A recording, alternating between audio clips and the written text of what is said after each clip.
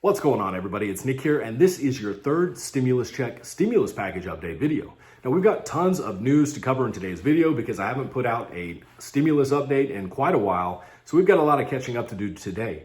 But before we get into that, you might be wondering, why am I filming this from my home instead of my office where I normally film?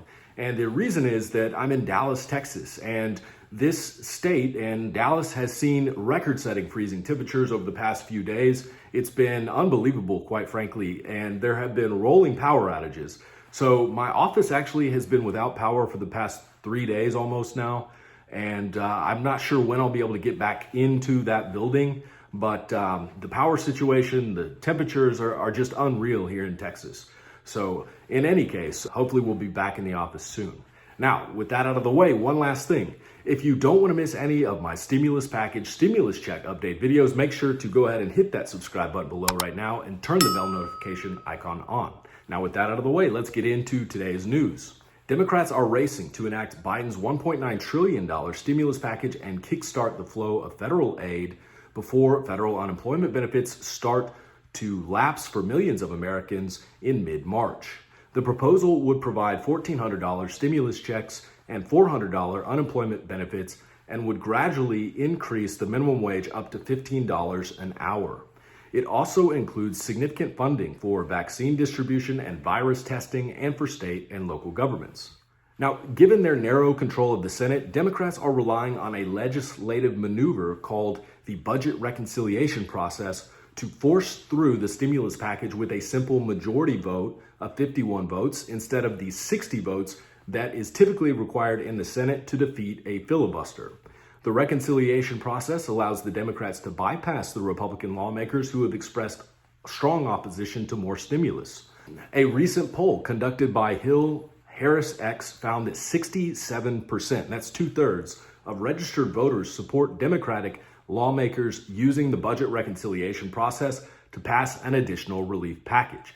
In other words, most Americans feel like, I don't care how you get it passed, just pass it, we need the relief. Despite its popularity with both Republican and Democratic voters, GOP lawmakers have expressed fierce opposition to Biden's $1.9 trillion stimulus plan. On Monday, Republican Senate Minority Leader Mitch McConnell told the Wall Street Journal that Biden's $1.9 trillion package is too big and will hurt Biden politically in the long run. McConnell said, quote, "That will help unify the Republican Party." When asked about this statement, Biden responded with the following. Mitch McConnell said that opposing COVID relief will unify Republicans. What do you say to that? It may unify Republicans, will hurt America badly. On Tuesday, White House Press Secretary Jen Psaki was asked about Republican opposition to Biden's stimulus package. Here's what she had to say. Go ahead. Jen, Mitch McConnell said on the Republican opposition to COVID relief, he said this is going to help unify their party. He said, I don't think many Republicans are going to be up for many things that are coming out of this administration. You remember what Mitch McConnell said in 2010 about the Obama administration then. He said the single most important thing we want to achieve is for President Obama to be a one-term president. So I guess my question is, what lessons were learned from then? And given McConnell doesn't see any political incentive to work with Democrats, can you work with someone who isn't motivated to work with you?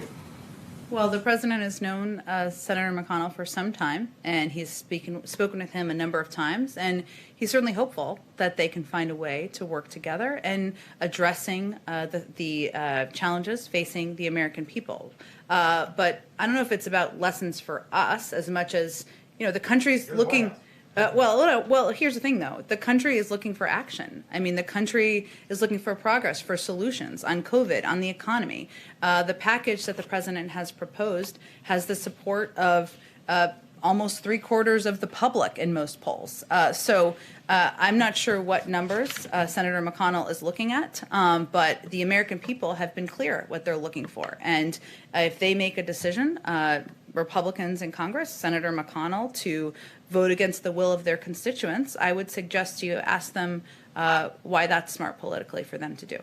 Now, with the Trump impeachment trial out of the way, Psaki confirmed that Biden's top focus is pushing his stimulus bill through Congress. A lot of you have asked, maybe not in this room, but in general, what's next? What are we focused on next? And the answer is the president is going to continue working on getting the American Rescue Plan passed. That is his top priority.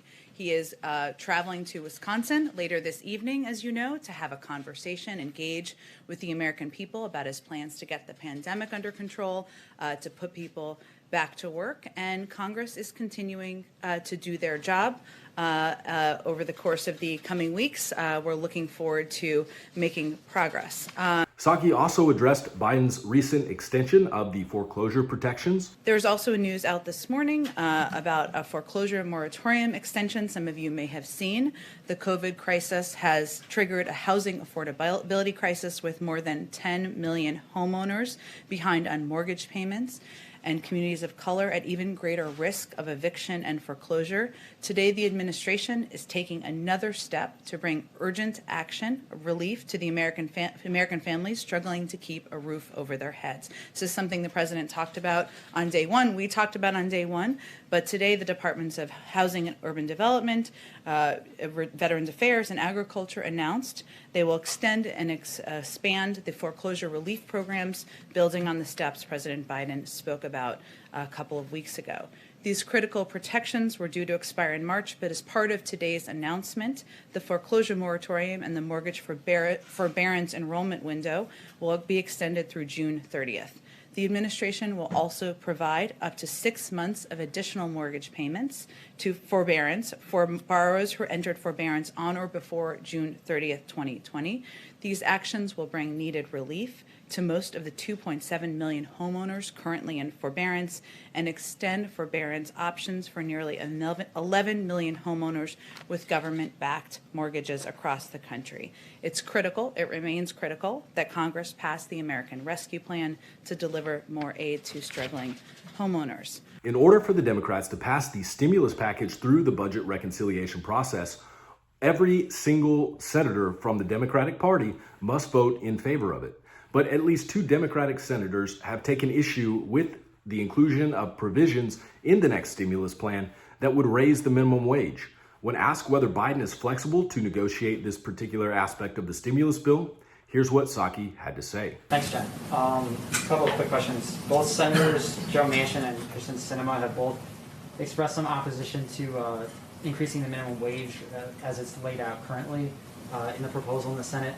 And I wondered, is President Biden open to, lengthening the period of time over which the minimum wage could be increased? So, for example, getting it to $15 by 2030. Is he open to potentially extending the timeline there to get more people on board? Well, we'll let the process play out through the Senate, through the House first and through the Senate as they're negotiating what the final components will look like in a package. The president put an increase in the minimum wage in the initial package because he thinks it's important for American men and women who are have a full-time job, working hard, to have a decent wage, and he thinks it's a long past time to raise the minimum wage. But we'll let the process see itself through, and I'm not going to negotiate what he'd be open to and not from the podium. Tuesday night, President Biden answered questions from Anderson Cooper in a live CNN town hall in Milwaukee, Wisconsin. During the town hall, President Biden took questions from a small number of people in the audience regarding all kinds of different topics, including the next stimulus package. When asked whether he's willing to sign off on a stimulus package with a smaller price tag than the $1.9 trillion that he's been pushing for, Biden said that doing too little is a much bigger danger to the economy than doing too much. There is a consensus among economists left, right, and center that is and including the IMF and in Europe, that the overwhelming consensus is in order to grow the economy a year, 2, 3, and 4 down the line, we can't spend too much. Now's the time we should be spending. Now's the time to go big. So I think bigger, and the vast majority of the serious people say bigger is better now, not spending less. Biden pointed out that the slow economic recovery that we saw after the 2008 financial crisis was a good example of the danger of passing too little stimulus to jumpstart the economy again. You may recall I managed the last experiment we had with the stimulus, and it was no, I don't mean it that way, but it was $800 billion. We thought we needed more than that, and we think we did. It ended up working, but it slowed things up by about and depending who you talk to, between 6 months and a year and a half. We can come back, we can come roaring back. It's estimated that if we, by most economists, including Wall Street firms, as well as think tanks of political think tanks, left, right, and center, it is estimated that if we pass this bill alone, we'll create 7 million jobs this year. 7 million jobs this year. And so the thing we haven't talked about, and I'm not going to go on because I want to hear your question, I apologize. We haven't talked about, I remember you and I talking during the campaign, and you had the former guy saying that, well, we're just going to open things up and that's all we need to do. And we said, no, you got to deal with the disease before you deal with getting the economy going. Well, the fact is that the economy now has to be dealt with. And what is it? Look at all the people. You have over 10 million people unemployed. We need unemployment insurance. We need to make sure that, you have 40% of the children in America are talk about food shortage. 60% of it. Did you ever think you'd see a day in Milwaukee? You'd see in the last 6 months people lining up in their automobiles for an hour or for as far as you could see to get a bag of food? This is the United States of America, for God's sake. We can't deal with that. We promised, look at all the people who are on the verge of being kicked out of their apartments because they cannot afford the rent. What happens when that happens? Everything. Look at all the mom and pop landlords that are in real trouble if we don't subsidize this in the meantime. Look at all the people who are on the verge of missing, and how many people have missed their last 2 mortgage payments and are able to be foreclosed. And that's why I took executive action to say they cannot be foreclosed on in the meantime. Because look at what the impact on the economy would be. You think it's bad now? Let all that happen. Look at all the people who have lost their insurance. How many, I'm not asking for show of hands, how many of you had jobs with corporations or companies that provided health care, the Cobra health care? Well, guess what? The company goes under, and guess what? You lose your health insurance. Well, we should be making sure you're able to pay for that so that we keep people moving. Now, President Biden and former President Trump agree on very few things. That's not a secret to anybody. But they apparently both agree that Mitch McConnell and the Senate Republicans who opposed the $2,000 stimulus checks back in January and late December, that was a bad idea. On Tuesday, Trump issued a scathing statement through his Save America PAC about Mitch McConnell. Trump referred to the January 5th Georgia runoff election as the Georgia disaster, adding, "We should have won both U.S. Senate seats, but McConnell matched the Democrat offer of $2,000 stimulus checks with $600. How does that work?" It became the Democrats' principal advertisement, and a big winner for them it was. Now, love him or hate him, Trump has a point here. So how soon might you receive a $1,400 stimulus check? Well, last week we heard Nancy Pelosi say that she hopes that the package will be completed by the end of this month.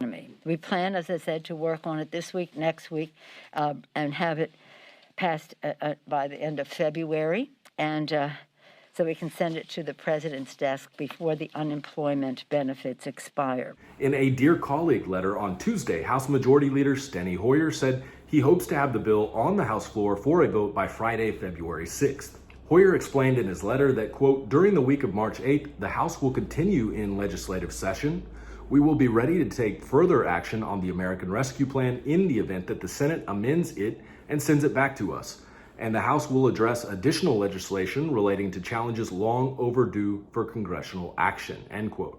So using Hoyer's time frame, millions of Americans would be set to receive $1,400 stimulus checks by direct deposit, of course, beginning in mid-March. If you don't want to miss any of my breaking stimulus update videos, then make sure to hit that subscribe button below and turn the bell notification icon on if you have not done so already. If you like this video, let me know by giving it a like. If you want to pick the topic of my next video, submit questions for a Q&A video that I'll do, and other perks, then check out my new Patreon page. I'll include a link to it in the description below. And of course, as always, thank you for watching.